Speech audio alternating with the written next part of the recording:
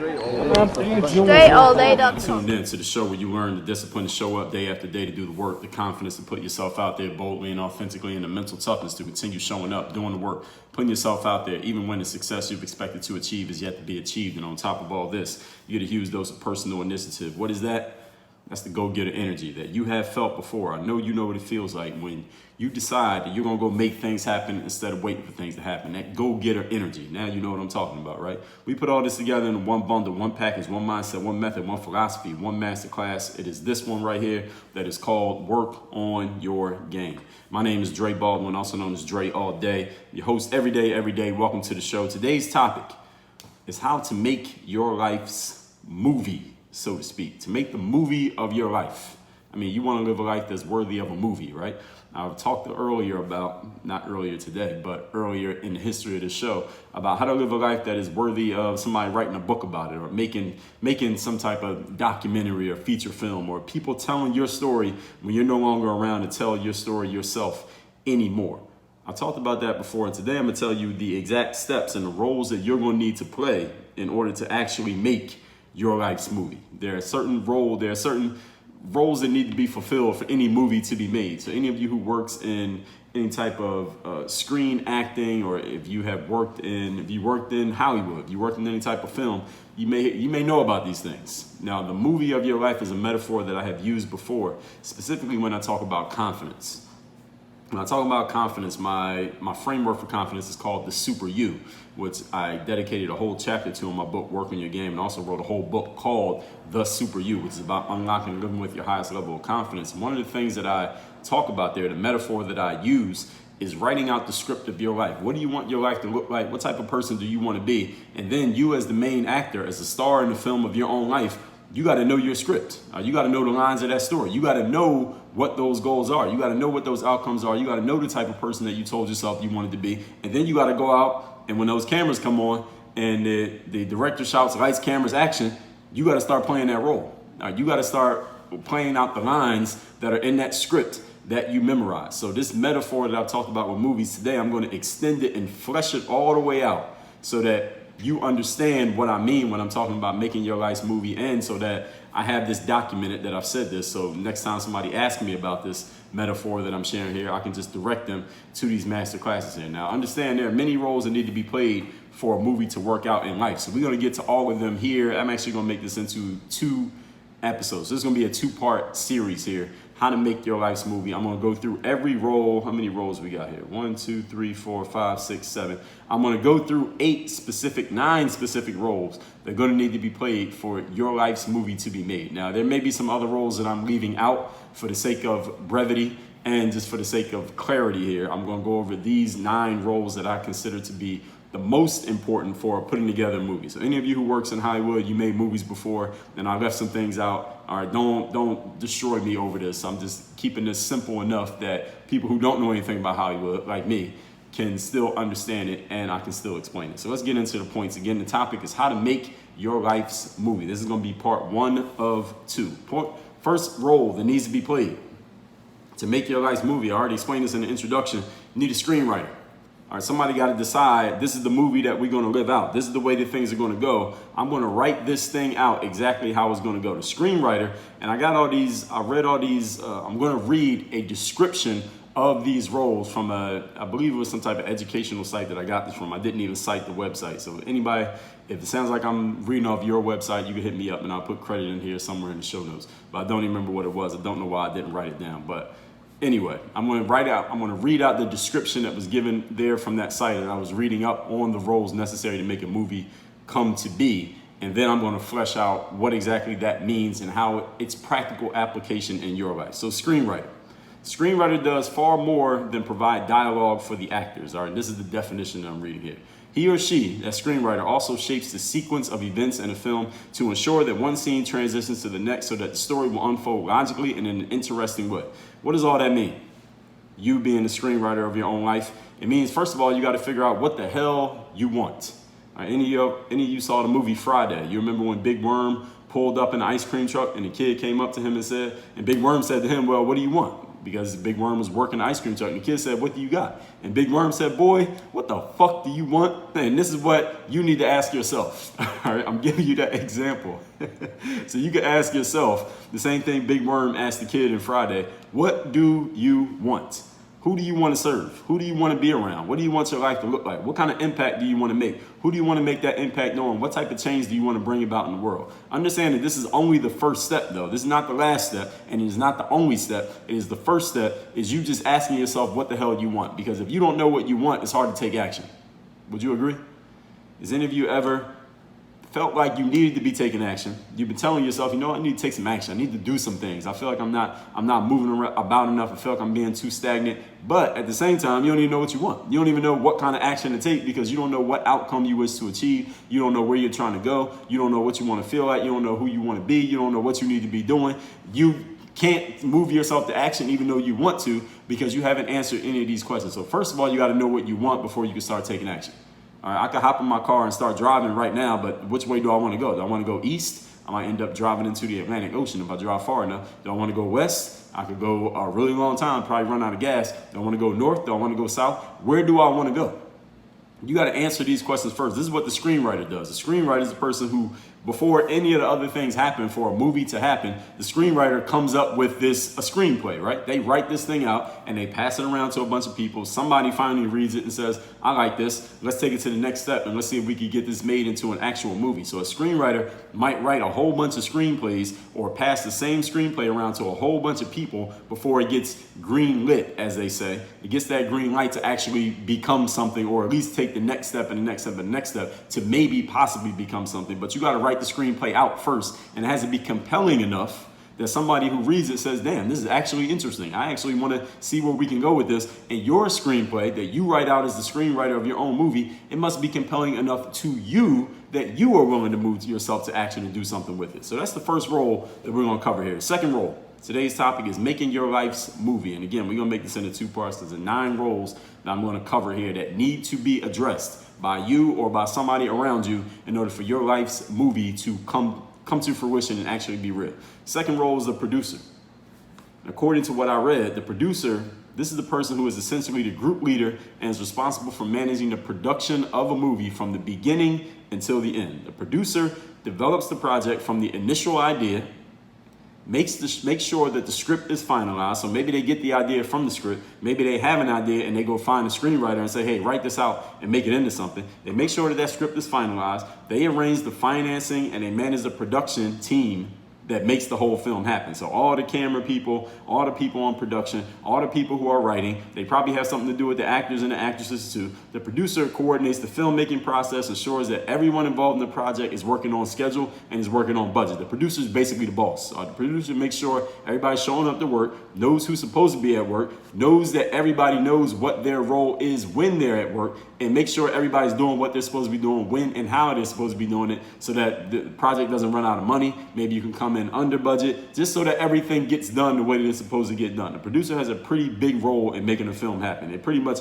is the main cog. They're the nucleus, so to speak, of a film coming together. Without the producer at the helm, films don't get made. At least that's what I read. Again, any of you works in Hollywood or works in film, you can tell me if I got any of this wrong. But without a producer involved, a film just does not happen. The producer is a very, very important role. So what I want you to understand, that even though we're talking about living your life's movie, you might have thought that you would just be an actor. You just be the actor. You just show up and you just do what you want to do, and everything happens, and you have the climax, and then you had a happy ending, and then you just ride off into the sunset. No. We hadn't even gotten to the acting part yet. You got to, first of all, write out what you want to do. We already talked about that in point number 1. The second point is you're going to have to manage everything. You got to control everything. Doesn't mean you have to do everything. It means you have to manage and control everything. It means you need to know what needs to be done, and whether you're going to do it yourself or you need to go find somebody who does it. And even when you go find someone who does it, you are still responsible for them getting that job done, because you have the job of producer. You're the boss. So if anybody who's working for you messes up, boss, Mr. or Mrs. Boss, you're responsible for that mess up, because that mess up costs money. That mess up might cost time. That mess up might cost energy, and that's all coming out of your budget. All right, that person who messed up, they still got to get paid, because they get paid by the hour. All right, they're not paid for the whole project coming together. Only you are. And if you fail in bringing that whole project together, all right, good luck getting another producer job. So all of this is your job. You can't be just a passive actor in your own life. You are not a passive actor. Again, we haven't even gotten to the acting part yet. You got to get involved in every area of what you want. So everything that is going on that has anything to do with what you want to do in your life. All right, look at your life right now and think about all the things you want in your life right now and the things that are not quite where you want them to be. They're not quite ideal right now. And ask yourself, how active of a role am I taking in this area of my life? Where are you being a passive actor, just hoping that things work out, or just watching things not work out, or just completely ignoring because you're trying to pretend like that area doesn't exist, but you know that it does? You're not fulfilling your role as a producer when you're doing that. You got to have your hand in everything. Again, it doesn't mean you have to do everything. It doesn't mean you have to be an expert at everything. It just means you have to have your hand in everything. You must cover up, you must plug all those gaps. You got to fix your weaknesses by not multiplying by zero. Anytime a movie producer is multiplying by zero, you're going to have a big problem. All right, if the producer handles everything, but you forget to hire some actors and actresses for the movie, it's going to be a hard time to shoot that movie. All right, you're going to have some trouble. All right, you do everything, but you forget to hire some film people, some people who can work the cameras, you got a problem. You don't have an editor, that's a problem. All right, you don't have a sound stage, a studio to actually shoot at, that's a problem. You don't get any money so that you can pay these people, that's a problem. Any one of these being a zero is going to destroy the whole project. All right, that's the role of being a producer. And you can see how this harkens back to what I talked about in Masterclass 1446, fixing your weaknesses, how to stop multiplying by zero. If you did not hear that Masterclass, again, it is number 1446. Wherever you're listening to this right now, if you're listening to it when it has come out immediately or within a few days of it coming out, it's right there in your feed. You want the whole masterclass material, you want the full content of it, then go to workonyourgameu.com. That's Work on Your Game University. You get access to the game group membership. I gave you 2 weeks completely free, cost you absolutely nothing. You listen to everything I've ever put out, and you're not going to want to stop. You're not going to want to stop. Now, again, the producer. You have to get involved in every area of what you want, and you got to be more than involved. You got to be a micromanager. You got to be a dictator. It is a dictatorship. It is not a democracy with a producer. All right, producers don't do democracy. Producers are in control of everything.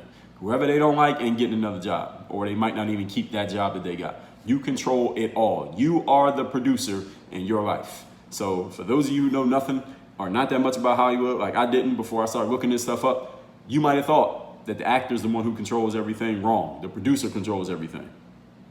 You got to be the producer. And if you don't want that responsibility of controlling everything, then you also obviously don't want to create the movie of your own life. And you're just going to live somebody else's movie. I don't know why you don't want to do that. Well, I do know why. I just said it. You don't want the responsibility of controlling everything else.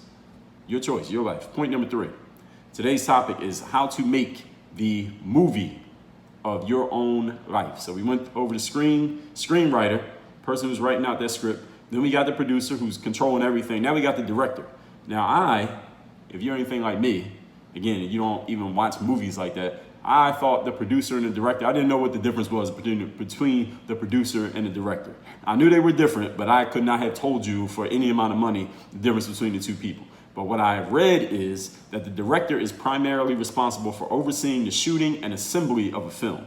Hands-on, seeing what's going on and making sure that things are working properly together. So the director is a person who has boots on the ground, whereas the producer may be overseeing the entire project. They're looking at the whole forest and making sure everything's working. The director is down there in the trees. The director is down there in the woods, in the weeds, making sure that the shooting and the assembly, meaning that things are getting shot properly. They're having actors go shoot that same scene over again, shooting it from different angles, having them say words different ways, and putting everything together to make sure that it makes sense. This is a hands-on job. It is probably a very tireless job. I can see that this could be a very strenuous job, being a director of a film, thinking how many hours of film and footage need to be shot just to create a 2-hour movie. You're probably looking at what? Actors and actresses, you can let me know, but I would assume for a movie to end up as 2 hours, I would say probably, I'll say 10 to 20 hours of footage for every 1 hour of actual material. So you're probably going to get 50 hours of footage shot to end up with a 2-hour movie, something like that. I may be going too low on that estimate. Maybe I went a little bit too high. But the point that I'm making is the director got to see all that, all 50 hours that end up as 2 hours. The director has to be right there watching all of that. So you as a director of your own film, of your own life, here's the thing. If you don't like how things are going, what should you do? All you got to do is change the direction, change the instructions rather, because you're the one giving the directions. So if things are not turning out the way that you want them to turn out, it must mean you have given bad directions to everyone else who's doing the things that you told them to do. I mean, you are the director after all. So if people aren't doing the things that you want them to do, all you got to do is change the instruction. It's kind of like if you are delegating at your company, you run an organization or you're in a position of authority and you delegate some work to other people and the work that they're doing is not turning out the way that you wanted it to turn out. Either A, you hire some people who don't know what they're doing, they're just incompetent, so they cannot execute on the directions that you've given them, or B, they're executing perfectly on the directions that you've given them and maybe you just gave them some bad directions, or C, there's another option, C, you just gave them some directions that produced an outcome that is not actually what you want. You didn't realize it until they started producing the result and you're like, damn, I gave y'all some bad directions. Let me give you some different directions. Now do it this way instead. So those are 3 different things that could be going wrong when you're the director. It doesn't mean that you're wrong or bad or dumb or there's anything wrong with you personally. It just meant you didn't know until you did it. Now, understand, you also being the producer as well as the director, that every time the director realizes, oh man, we just shot 3 hours of footage that we're gonna have to shoot that all over again because something wasn't right about it. Now, you as the producer, you understand, all right, that 3 hours that we just shot, we had to pay for that 3 hours. We had to pay for that 3 hours of film. We had to pay everybody who was on hand, on the crew, for shooting that 3 hours. Now we gotta shoot that 3 hours all over again because this director mofo messed up. So you can't just keep messing up. It's not free to mess up when you're the director. All right, so you got to make sure that your plans are sound before you begin, or at least as sound as you think they can be before you begin, because every mistake you make is costing the producer money out of his or her budget, and the producer is not going to be too happy with you, Mr. and Mrs. Director. You keep having to reshoot stuff because you're giving bad instructions from the beginning. So all of these things, you, as the person who is overseeing all of this, you have all of these roles, or at least you better find somebody who can fulfill these roles in your life. You got to keep all of these things in mind, but that's why I'm recording this. So you're not going to memorize everything that I'm saying. I'm recording this so that you can refer back to it as many times you need to. Point number 4, today's topic is making your life's movie. The 4th role that needs to be covered. You notice that we haven't even talked about acting yet. And I think some of you might have thought that all you're going to do here is act. We're not even going to talk about acting at all. Not even today. We haven't even gotten to that role yet. The 4th role is a production designer. Now again, as I was looking up this topic and doing a little bit of research here, I never heard of a production designer. I've heard of a producer and I've heard of a designer, but I never heard of a production designer. I did not know that this role existed, but it is apparently a very important role in getting a film made. What is said here is that before 1 inch of film is even shot, before you do any recording, the production designer is the first artist to translate the script into visual form. He or she creates a series of storyboards that serve as the film's first draft. This is you. Now, I'm out of the description here. So the production designer is basically the person who takes what your vision is of your life. So you take your vision of life, what you want your life to be, and then you got to somehow, some way, with your mind, with other people's help, with whatever materials or systems you have, you must build a bridge from where you are today to where you want to be next year, 5 years from now, 20 years from now, tomorrow, or when you die. You building that bridge is the job of the production designer. All right, so I'm here right now and I'm making $80,000 a year. I want to make $800,000 within the next 3 years. I want to be making $800,000 a year. All right, now the production designer's job is to, what is the strategy that's going to take me from 80 to 800? That's building the bridge. That's the production designer's job. Now, how do you build that bridge? And if you're sitting there not knowing anything, how actually you're going to do that, you might want to reach out and go find somebody who knows. Maybe go find somebody who's already at 800 or who's already past 800 and find out what they did. Find out what strategies they have. Find out what system they're working. What course do they have? What they write about in their book.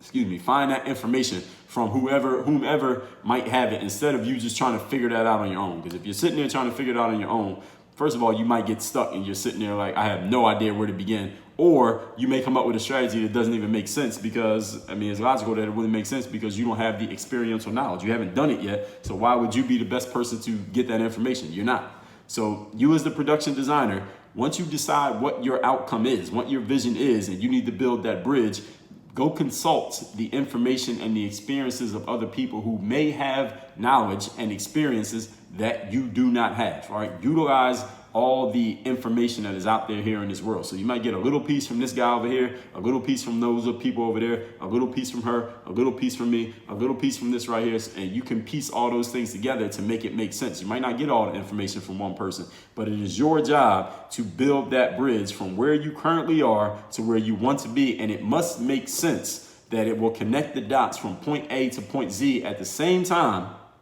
Let's be clear, factoring in contingencies of things maybe not going exactly according to plan, because we all know the best laid plans of mice and men often go awry. So just because you have the plan in place doesn't mean it's going to go exactly as you thought it was going to go. You factor in those contingencies, factor in, all right, what if this goes over budget? What if this person says no? What if things go the exact opposite right here? You got to factor all of those things in, because again, you as the producer as well, every mistake that you make and you're strategizing, you find out when you're working the strategy that doesn't work, it's going to cost you some money, it's going to cost you some time to fix that thing. And the producer, again, they're watching that checkbook. They're watching their pockets. So as a production designer, all right, don't make too many mistakes, so you might not get another job. You might not even finish the one that you're in. So I'm going to give you parts 5 through 9 in tomorrow's masterclass. So let's recap today's, which is how to make your life's movie.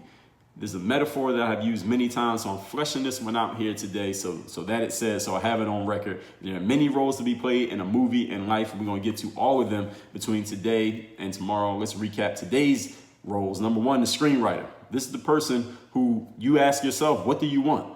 Who do you want to serve? Who do you want to be around? What kind of impact do you want to make? What is the outcome, the ultimate outcome or outcomes, plural, that you want to produce in life? Understand that this is only the first step. It is not the last step, and it is not the only step. Point number 2, the producer. This is the most important role probably in making a movie happen, at least from what I've read. Again, those of you who work in film, you can tell me if I got this right or wrong. This person is the group leader responsible for managing the entire production from start to finish, from the initial idea all the way to putting the movie out in the movie theater. They coordinate the whole process, ensure that everyone is working on schedule, making sure that everything's on budget, because time and money, very important resources. Without proper production, a film just doesn't happen. Now, you cannot be a passive actor in your life, ladies and gentlemen. You have to be involved in all areas of what you want. You don't just show up to the set and start acting and everything works out. Has any of you ever tried that before? You probably have, and it did not work. You must be the producer as well. You got to have your hand in everything. Doesn't mean you had to do everything. Doesn't mean you had to even understand everything. No, you should understand everything. Doesn't mean you had to be skilled at everything. You just need to know what's going on. And if something's not right, you need to know where it's not right, and you need to know the right questions to ask to get it fixed. Because as the producer, if you blow that, you might not get another job as a producer, or you might be an ex-producer. Point number 3, the director. The director is primarily responsible for overseeing the shooting and assembly of a film. This is a hands-on job. You got to see every ounce, every inch of footage that gets shot. You got to be there for it. If you shoot 50 hours just to make a 1.5 hour movie, the director got to be there for all 50 hours to see what's going on. Then they have to make sense of those 50 hours to figure out which parts are we going to use, which parts are we going to not. And if things are not going the way that you want them to as a director, that means either A, you got bad people working on your directions, B, you gave them directions that are just not that good, or C, the plans that you had that led to those directions were just inaccurate plans, and you got to do everything all over again, and the producer may not be too happy with that. And point number 4, the production designer. The production designer is the person who takes the vision that you have, what you actually want to create, and they build the bridge from where you are to where you want to be. Basically, this is the strategist who says, all right, this is the way that we're going to do this. This is how we connect the dots from point A to point Z with, if they're smart, they're factoring in contingencies. Okay, maybe point Z won't work. Maybe point F is not going to go the way we expect. Maybe point Q, things are going to go the exact opposite of what we're thinking here. So we got to factor in all these possible contingencies of things not going exactly as planned. A smart production designer would do that. These are just the first 4 of 9 roles that you got to fill to make your own life's movie. And tomorrow, we're going to get to the rest of them. Work on your game. Dre, all